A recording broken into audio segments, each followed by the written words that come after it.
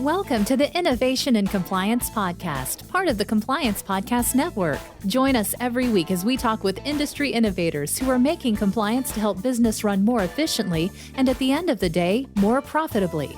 Here's your host, Tom Fox. Hello, everyone. This is Tom Fox back for another episode. And today I have with me John Castner. John is the CEO and president of IsoMetrix. John, first of all, thank you for taking the time to visit with me today. Absolutely, Tom. Thanks for having me here.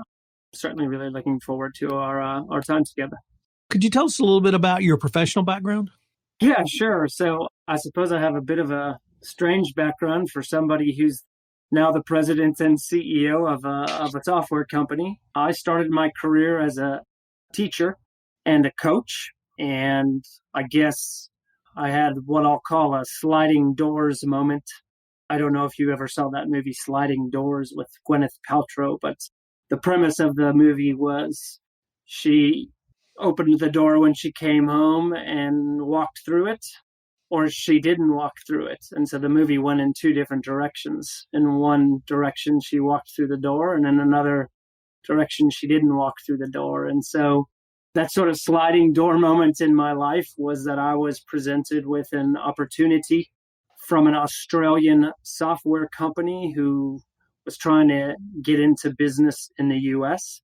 I had an opportunity to be the guy who took them there, which is sort of strange. That was another sliding door moment, how that whole thing came about to begin with. But I did take that opportunity and I grew that business into quite successful business here. And that business eventually got sold.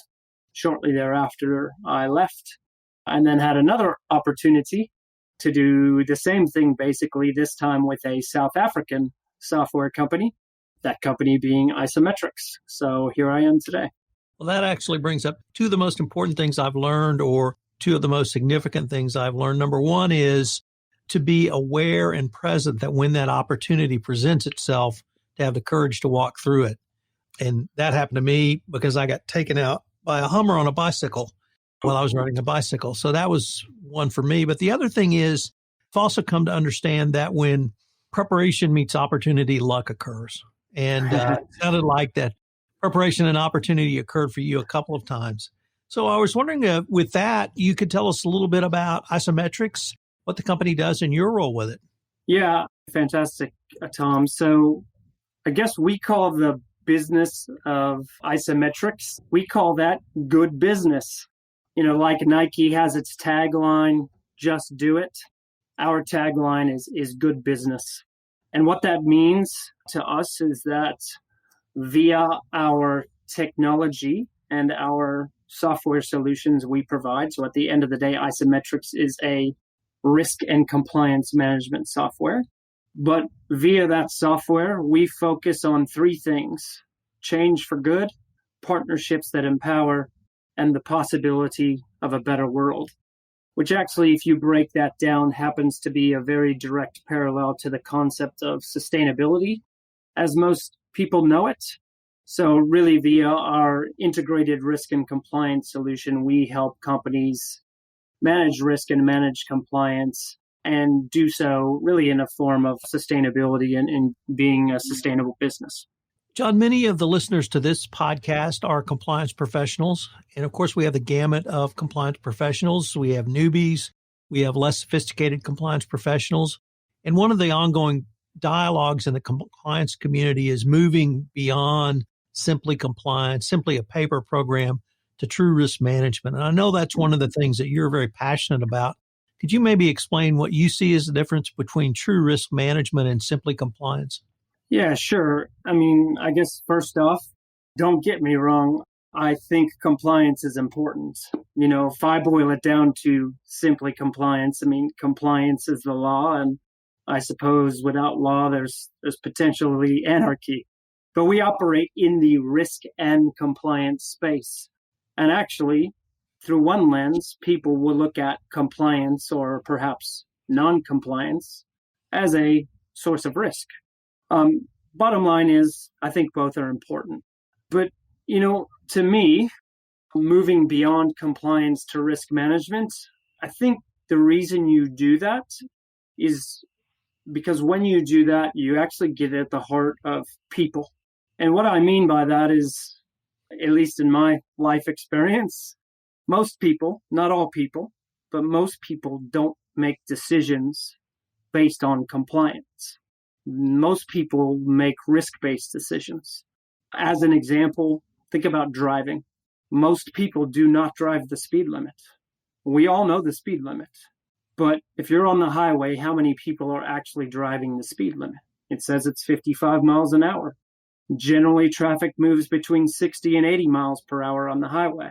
And in fact, if you look at the people who do actually drive the speed limit, and you give them sort of that angry look when you drive by them, they don't even notice you.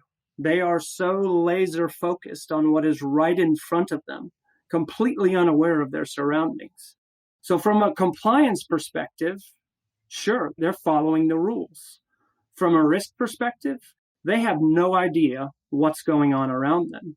And in fact, they're probably actually creating risk for the others that are around them, or creating risky behaviors for those that are around them. So I think when you look at risk versus compliance, one of the main things you want to do there is dig into how people make decisions. And to me, that's an aspect of that.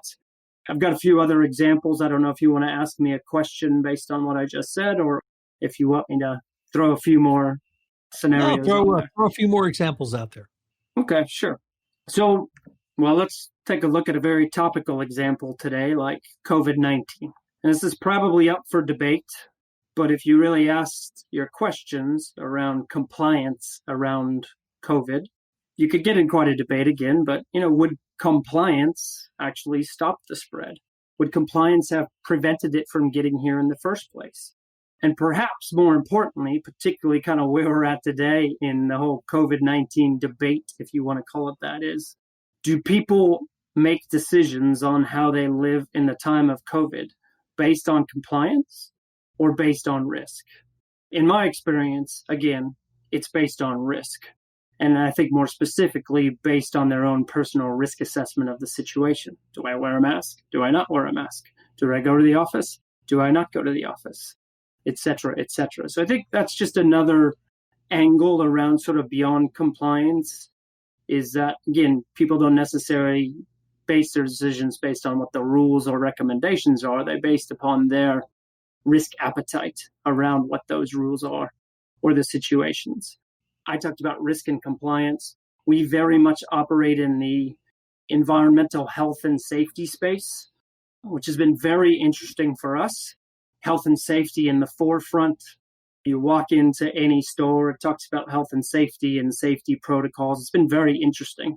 But if you look at this concept that we often engage with customers around, this concept of safety culture, a lot of times that safety culture boils down to things like policies and procedures. Did an employee follow the policy? Did they follow the procedure? Do we need more policies and procedures? And honestly, what are those things, policies and procedures? They're forms of compliance, either with external or internal rules and regulations. And again, while I think it's important, if you look at the safest companies and those with the best safety records, their safety culture is one that asks people to think about what they're doing and think about the risks associated to those things. So in my opinion, what I think risk management does versus compliance is it forces another level of thinking, of assessing, and then acting accordingly. Yeah, I guess one more analogy. I'm a parent myself, personally, a parent of 3 young kids. And I think about how I parent. I think about how other people parent. I think about how my parents parented. And one thing I believe, at least, is that when you raise kids to be compliant rule followers, oftentimes the result is that when they become teenagers or young adults or even adults, they sort of fly off the handle, right? They start breaking the rules. They start making really risky decisions and living sort of a risk-based lifestyle. They sort of let loose. So I think if you kind of apply that model, again, and you focus on people, putting that risk-based, decision-based thinking makes people have some ownership and be a bit more accountable for what they do and how they make decisions. John, in researching you and the company for this podcast, I came across the phrase that IsoMetrix considers itself a disruptive technology in integrated risk management. And I've not seen that phrase in the risk management context. So I was wondering if you might be able to explain that. Yeah, sure. Thanks, Tom. Yeah, I think the way that we like to really think about it, and well, first of all, what is disruptive, right? Something to me that's disruptive is something that forces companies to sort of change the norm, as an example. And the reason we consider ourselves a disruptive technology is we look at sort of the norms of the way most businesses operate. And most businesses operate in a pretty siloed fashion. Again, in our world, they've got an environmental department and a health department and a safety department, and then maybe a social sustainability or a community management or a public relations department, maybe a quality department. And those departments tend to operate in a siloed manner. But why we believe we're disruptive is actually, if you think about it, and one of our customers is the one who said this best. So a lot of our customers are actually in the natural resources industry. And the way that this customer phrased it, they said, look, we are a land-based business. There is no separation between environmental, health, safety, or social. An issue in one of those areas has an impact on another area.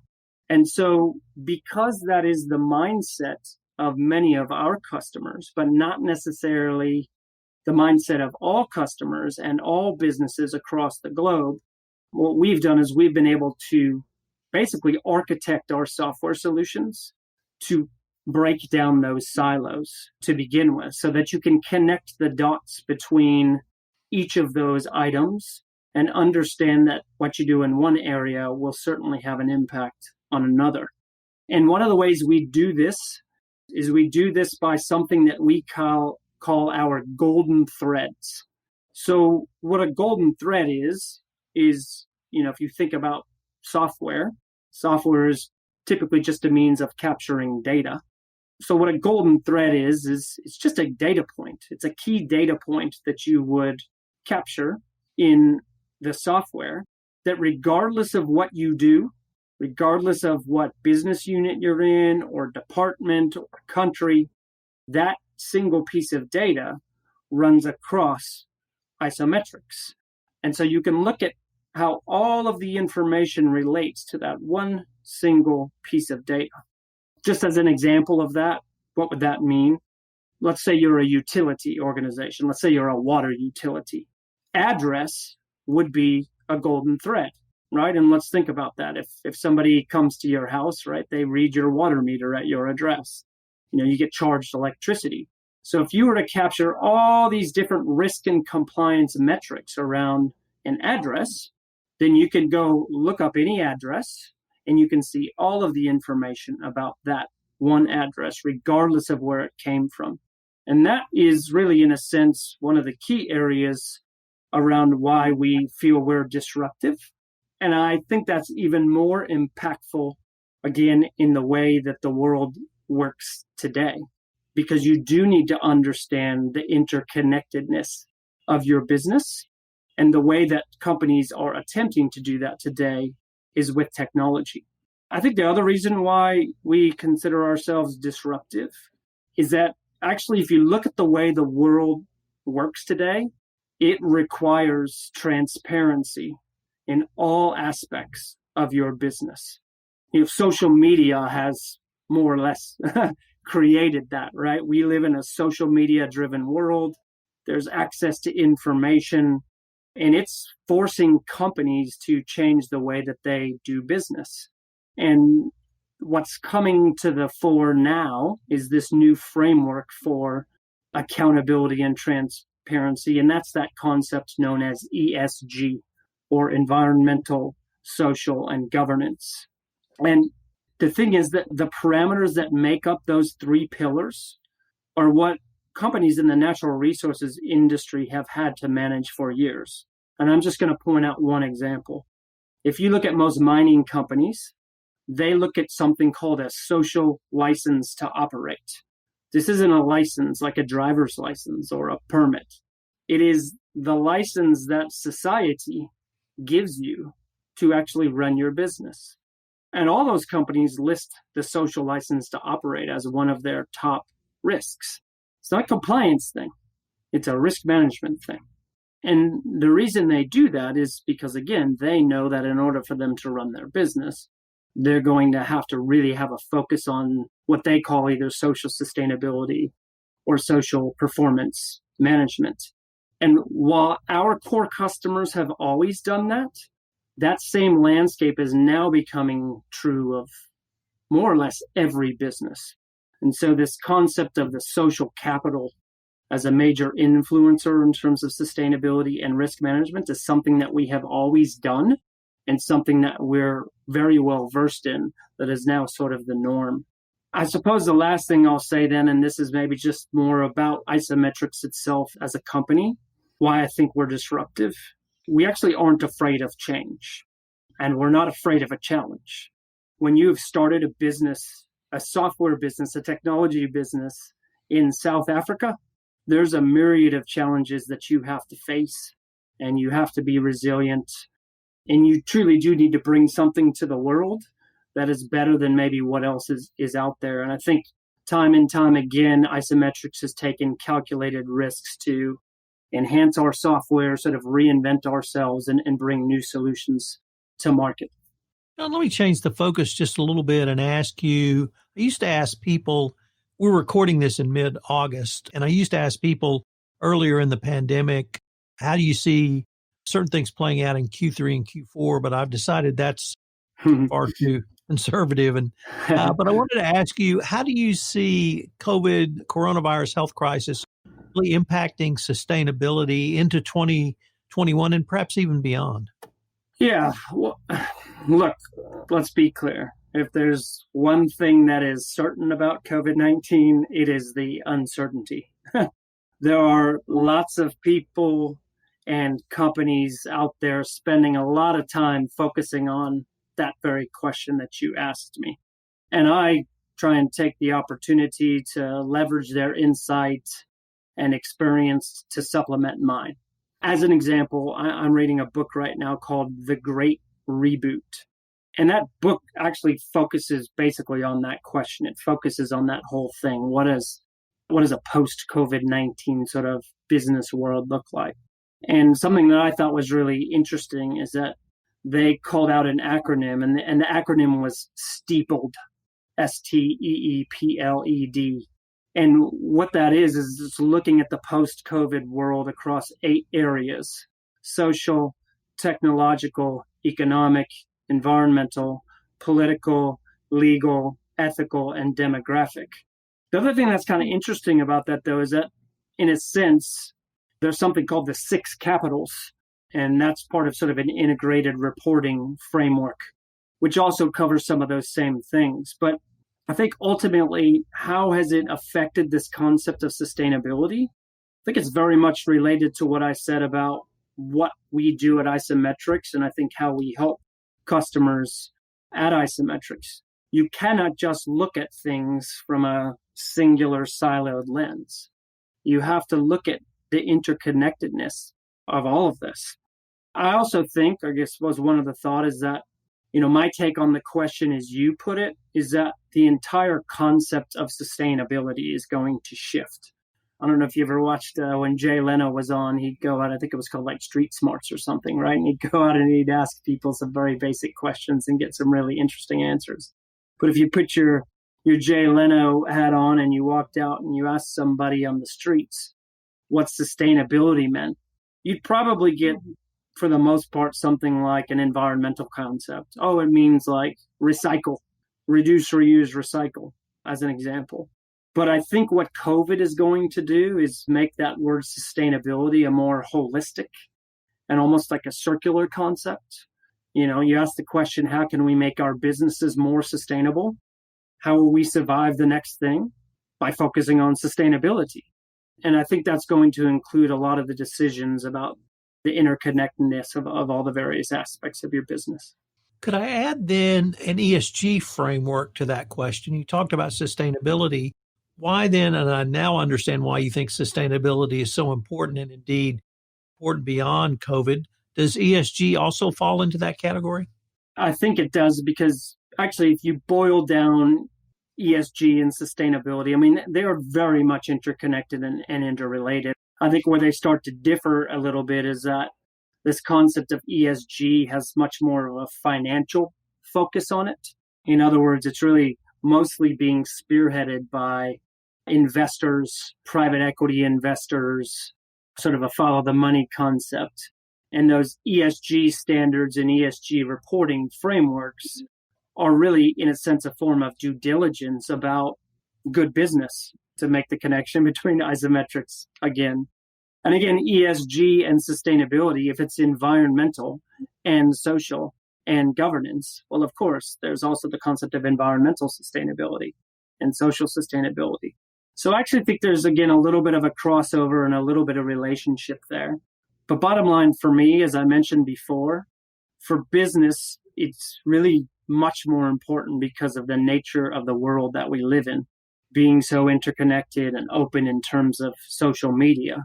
In other words, their business is at risk if they do not have a focus on ESG and sustainability. I think that in the past, things like fines and impact to your business potentially might have been coming from regulators. In our world, that might be like an OSHA or an EPA.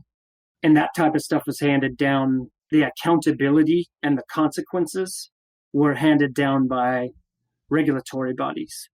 But they don't hold nearly the power as the people, the power of the people, so to speak. And so I really think that it's people and community that are going to have the ones that are going to have more influence around, again, this ESG approach and the sustainability approach. I think I mentioned this before as well. Ultimately, that does come down to people. And I think if you break down really what ESG and sustainability is about, it is about people making or breaking your business, people choosing what's important and what isn't, people choosing what to buy, people choosing who to invest in. And I think people, like I said, now have the power to hold others accountable. And that's much more important and influential from a business perspective than I think any form of regulation. John, unfortunately, we are near the end of our time for this episode, but I was wondering if our listeners wanted any more information on yourself or IsoMetrix, where could they go? Yeah, well, first off, again, thank you so much, Tom, for having me. I really appreciate it. And I hope that you and your listeners gain some insights. I appreciate the opportunity to share what I can with you all. But yeah, if you want to know more about us, go to the internet, go to our website, www.isometrix.com. Don't confuse that with doing isometric exercises. That's ISOMETRIX.com. You can also follow us on Twitter. Our handle is @IsoMetrixGRC. Or you can follow us on LinkedIn. Just type in IsoMetrix software and follow us there. John, this has been a fascinating exploration of a lot of concepts that I hear and talk about. So I'm going to very much look forward to continuing the conversation.